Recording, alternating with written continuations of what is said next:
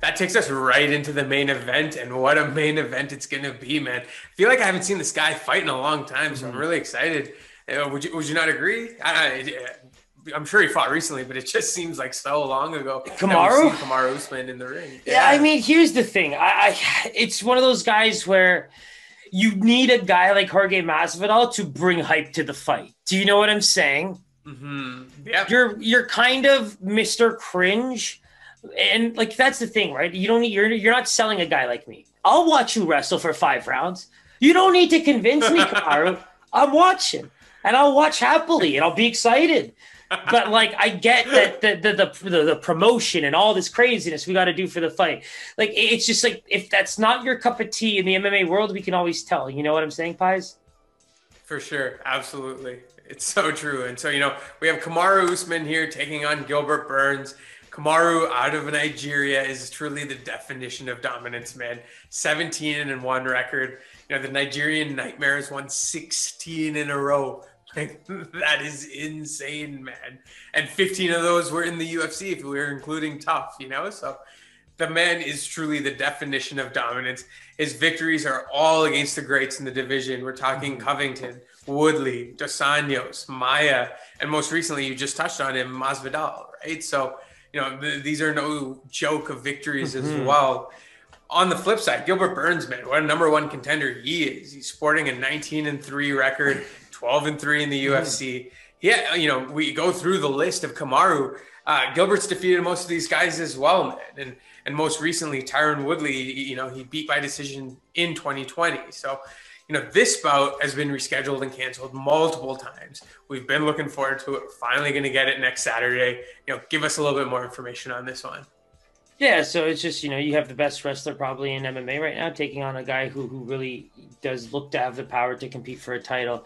The way I see it is if you believe in Gilbert Burns' power, then you're probably gonna want to have that belief in him. But I do think Kamaru Usman has what it takes to be one of those GSP type of champions. When it comes from a wrestling standpoint, like I don't think this man has ever even been taken down. He stands big for a welterweight.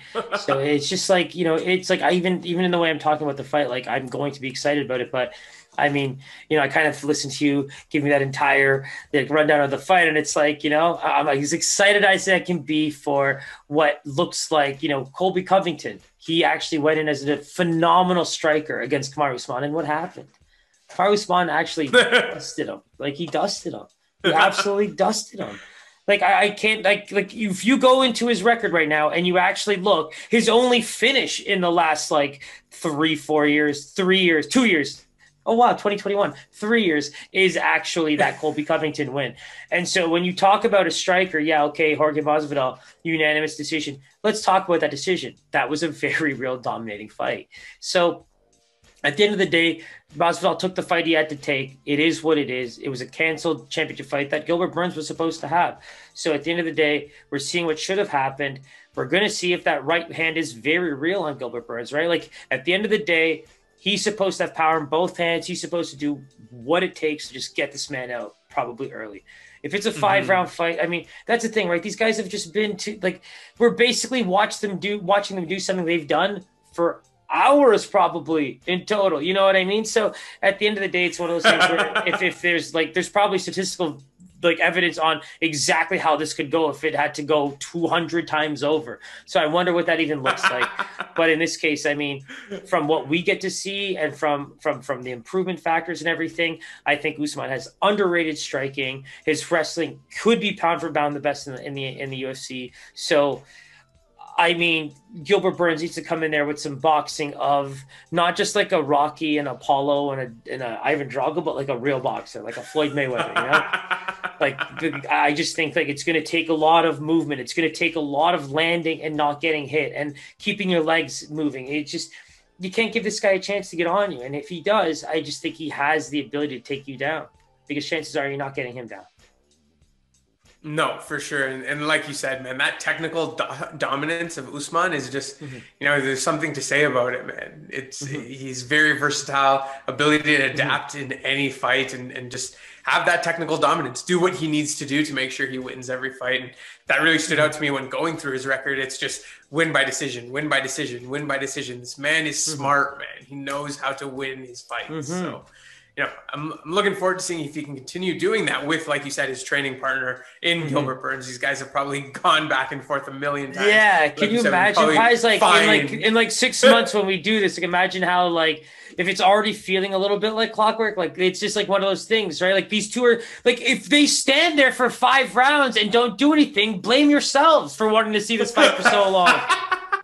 Like, goddamn. Like, yeah. Very well put, my man. Very well put. Yo.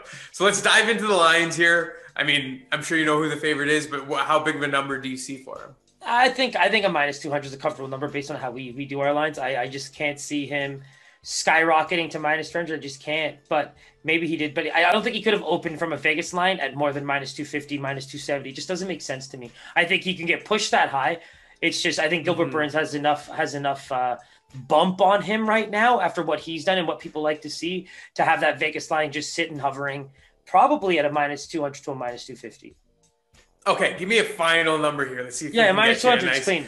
I'm happy with minus. Okay, I missed it. Okay, minus 200. You throughout your little spiel, you said the right number, so I was seeing if I could kind of bring it out in you. But it's all good. Minus 275 favorite. Beautiful. Yeah. You don't need any more showcase showdown. Yeah. One more time. Yeah. Hundo. You know what's funny is we can anticipate him next time. Now, even I kind of want to just like look for him right now, and I don't even get to see him till we edit. But it's just like. So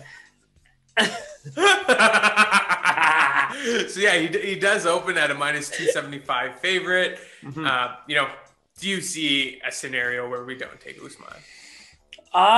Again, like at the end of the day, we talked about it in some of the earlier fights. Like if you truly believe in Burns, how can you not just flirt with some of these unders, right?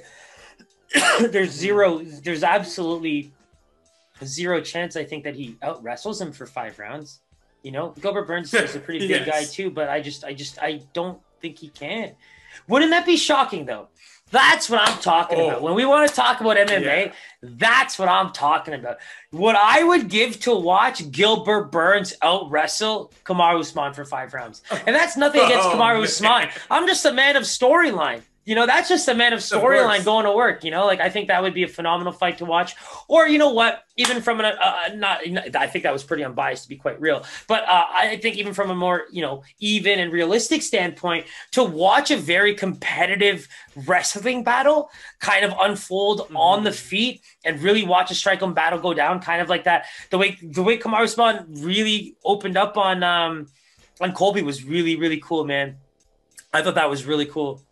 I thought that was really fun to watch. And that's where I think he might have a bit of the mainstream and casual fans not like you. If there's like rankings like private and sergeant and all that stuff, you're definitely not in that level. But I mean, like in those private sectors, if you will, I truly believe that there's a lot of flack on this man for being boring, but I think the striking is only getting better, and that's what we're probably going to see, at least from even a defensive perspective, on UFC 258.